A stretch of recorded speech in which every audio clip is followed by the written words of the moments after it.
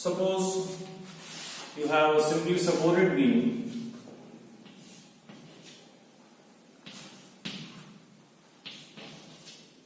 and you have point loads which are being applied on it. Let us say this is W1 and this is W2. If I say what is the force which is acting at point C and D, then you will say it is W1 and W2. Now suppose I want to know the shear force. The difference, there is a difference between force and shear force. The force acting at point C is W1. The force acting at the reaction at A is RA. At D it is W2. At B it is RB. If you want to know the shear force at any section of the beam, then it will be called the algebraic sum of all the forces either on the left or on the right. If I want to calculate the shear force at this section, then I have to either consider the forces which are acting on the left or on the right side by using a proper sign convention. So shear force is the algebraic sum of all the forces which are acting on the beam either on the left of that cross section or of that section or on the right side of the section. Similarly, if I want to define the bending moment,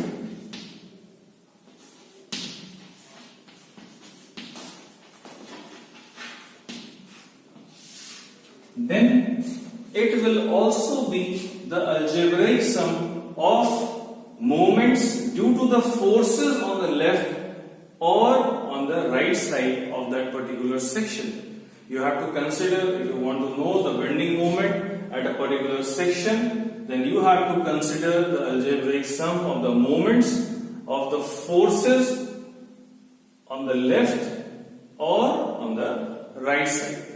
We will take up this by an example later on.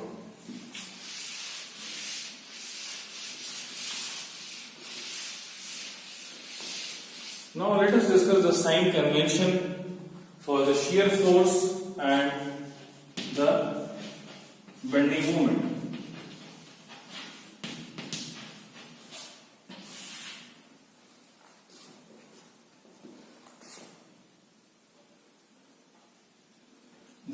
Suppose this is a section.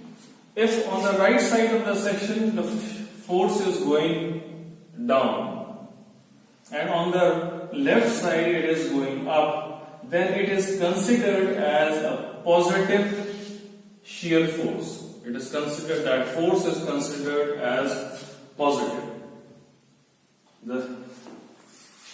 So I will just draw a diagram.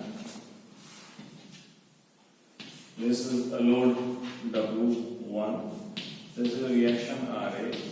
This is a reaction RB. This point is A. This point is B, and this point is C. Suppose this is a section. So I want to calculate the shear force at this section. So this force W1 which is going down, according to this, will be considered as positive, and RB which is going up, according to this, will be considered as negative to calculate the shear force at this section. This is regarding the forces on the right. If you consider the force on the left, there is only one reaction, RA, which is going up. So on the left side of the section, force going up will be considered as positive to calculate the shear force.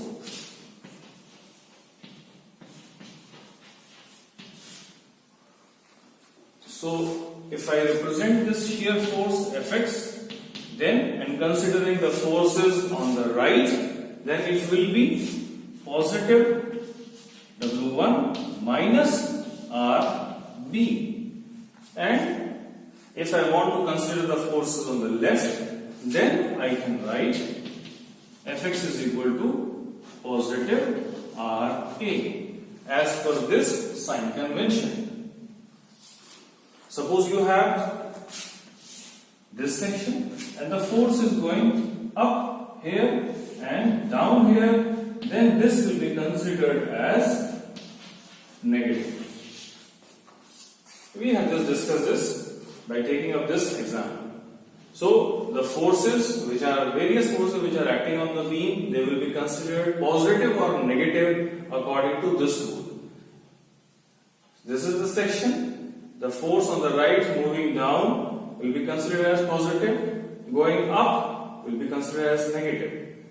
On the left, force going up considered positive. Force going down will be considered as negative.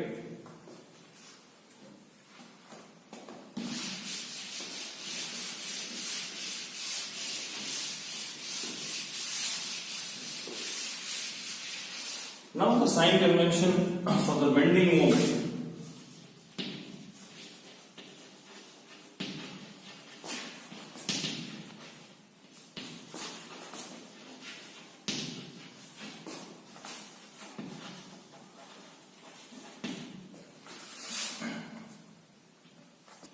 I will take up this with an example. This point is A. We are taking a simply supported beam.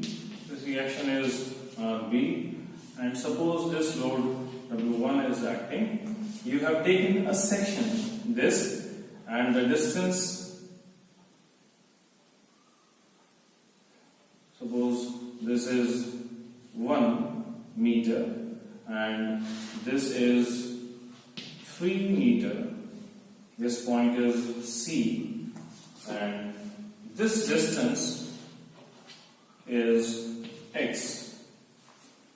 Now, as you are seeing, if we consider the forces on the left side, you have RA and you have W1. Now, if you are getting this shape, the forces which are acting on the beam are taking the beam into this shape, then it is called sagging. It is called sagging, and it is considered as a positive bending moment. And if the forces are taking the beam into this shape, then it is called hogging. And it is considered as negative bending moment. Now in this case, let us write down the equation for the bending moment. So we are considering the forces on the left side. So RA into X, RA into X. Now this RA will take the beam up. This RA will take the beam up. So it is positive. This W1 multiplied by the distance X, this is total X is, this total is X, so X minus 1. X minus 1. So this W1 force will take the beam down in this shape. So it will be given a negative sign because this is hogging and this is sagging. So this is the sign convention of the bending moment. This is called sagging. This is called hogging. Sagging is considered as positive. Hogging is considered as negative bending moment. You have a section. The force is taking the beam into this shape. On the left of the section up, on the right of the section up, then positive bending moment. On the left of the section down, on the right of the section down, then it is considered as hogging and it is negative bending moment.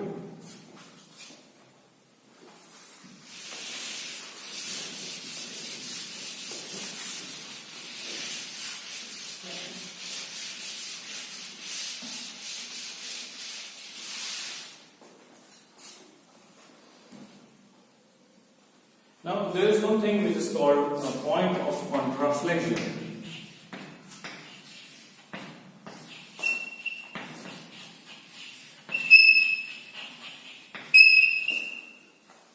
Point of contraflexion is also called the point of inflection, and it is a point where the bending moment is zero. Or you can say the bending moment changes its sign from positive to negative. When we will draw the shear force and the bending moment diagram, shear force diagram and the bending moment diagram, then we will come across this point of contraflexion, and we will discuss it with an example also. So the point where the bending moment is 0 or it changes its sign from positive to negative, then it is called the point of contraflexion. Now what is this shear force diagram and the bending moment diagram? SFD, shear force diagram, and BMD, bending moment diagram. Shear force diagram and bending moment diagram basically are the diagrams which shows the variation of the shear force along the length of the beam, along the span of the beam. And bending moment diagram is a diagram which shows the variation of the bending moment along the length of the beam.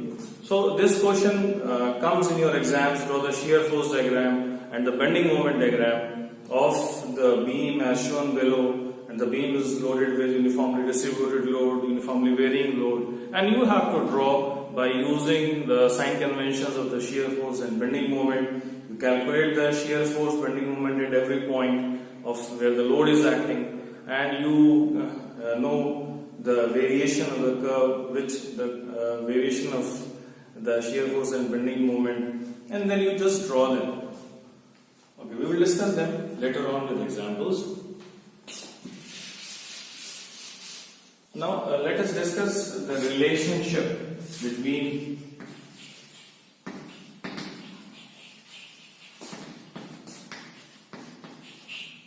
shear force, bending moment, and load W. So for that we have to take a part of the beam.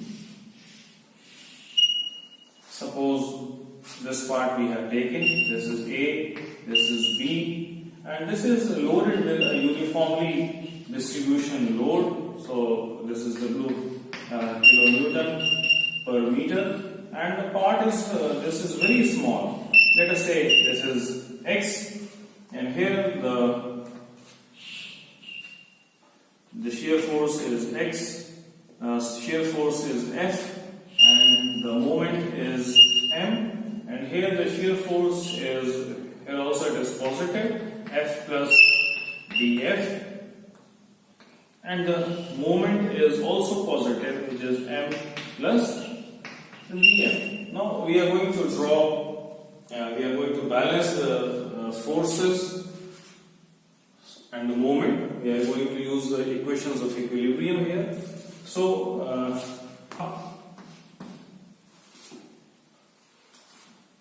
minus W into dx, this is going down, F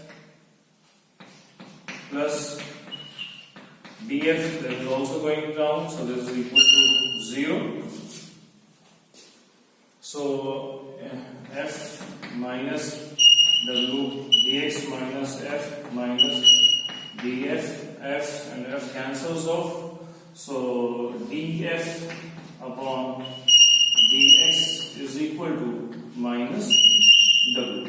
So the rate of change of the shear force with the distance is negative. It is negative W, minus W. So the slope is negative W, minus W. And when you balance the moments, let us take moment about, at this point be C and this point be D. Along the face AC, we are taking moments. So it will be clockwise moment. You have M, and this W into dx is the load. W into dx is the load, and it is acting at dx by 2. From this face AC, this load is acting at the center here, and this distance is dx by 2. So the moment is W into dx multiplied by dx by 2, which is going in the clockwise direction. So we have to add them up here. Next is F into dF, this force which is going in the clockwise direction. So we also have to add it here. F into F plus dF multiplied by dx, and this is equal to the anti-clockwise moment, which is m plus dm.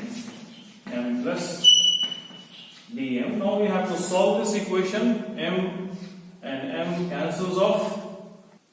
So this is w dx square by 2 plus f into dx plus df into dx is equal to dm. This is very small, so we will equate this to 0. This is very small, we will equate this to 0. So this comes out to be f into dx is equal to dm. So we can write dm upon dx is equal to f.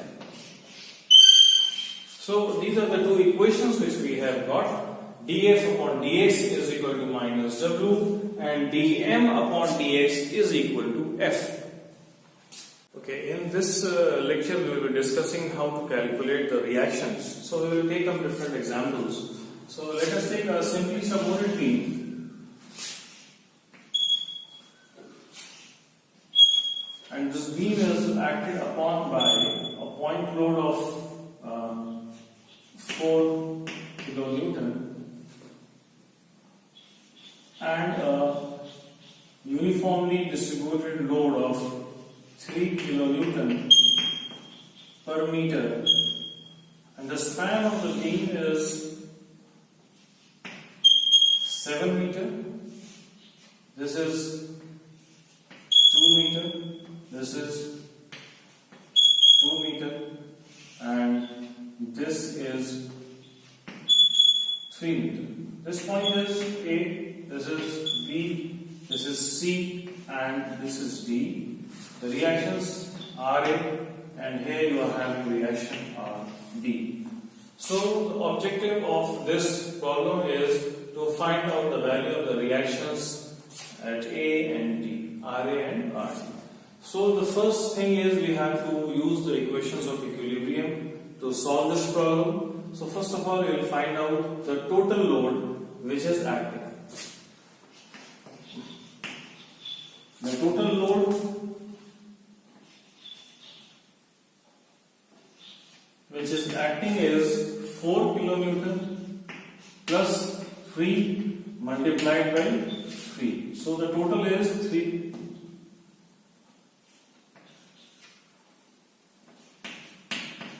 So this is the total load which is acting on this simply supported beam, and this total load is being balanced by, supported by the reactions RA and RD. So this RA plus RD is equal to 13 kilonewton. So we have balanced the vertical forces.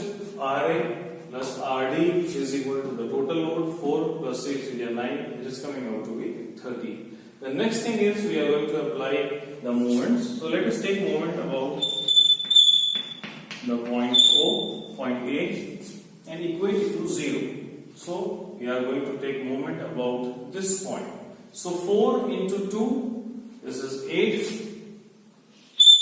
This is going into the clockwise direction. Now let me tell you, this is 4 kilonewton and 3 3 are 9. This 9 kilonewton is acting at the center of CD. So this is A, this is B, this point is C, and this point is D, and this is load 9 kilonewton. So the distance here, this is 2 meter, this is 2 meter, this is 3 by 2 meter, and this is also 3 by 2 meter. Correct? The next thing is, so 4 2 8, this moment is going in the clockwise direction. Next is 9 this force, and the distance of this force from this end A is 2 plus 2 plus 3 by 2. So this is 2 plus 2 plus 3 by 2. So this is being balanced by the moment in the anti-clockwise direction, which is RD multiplied by 7. So you can calculate RD, which is equal to 8 plus 9 multiplied by 4 plus 3 by 2, and this is divided by 7. So you will get the value of RD. So when you get the value of RD, you can get the value of RA, which is equal to 13 minus RD. So in this way you can get the value of the reaction for this.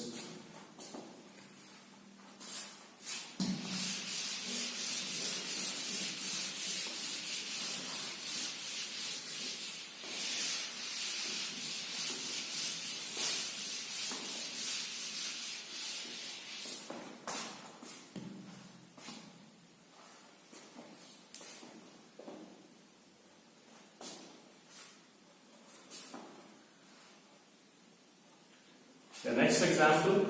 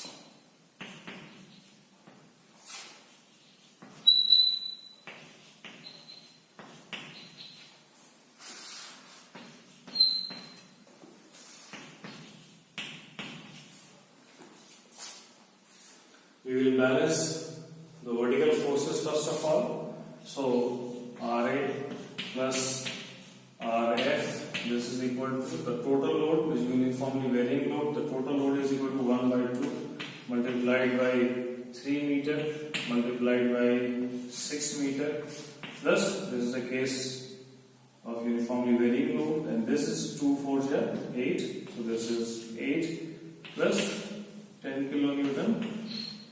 So this total is coming out to be 9 plus 8 plus 10. This is 27 kilonewton. So this is the first equation in which we have balanced the vertical forces. Now we are going to balance the moment. So we are going to take moment about the point A. So the first is